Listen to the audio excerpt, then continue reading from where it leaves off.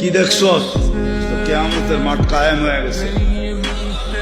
আমি পুলসেরাতের পাশে গিয়ে দাঁড়ায় আছি, চুলের মতো চিকন, তলোয়ারের মতো দাঁত, পাও দিমু কি দিমু না, ভয়ে ভয়ে দাঁড়ায় আসি।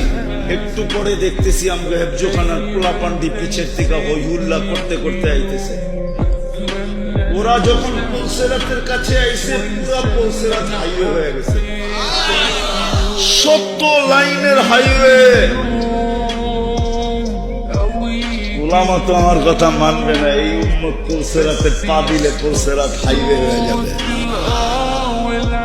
সবগুলা পুলসেরাতে উঠছে আর দৌড়াইতে দৌড়াইতে দুষ্টামি করতে করতে পার হইতেছিল।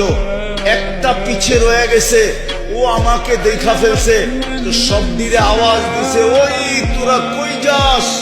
আমাকে গরুটা দাঁড়ায় রয়েছে, উড়ে নিবি না?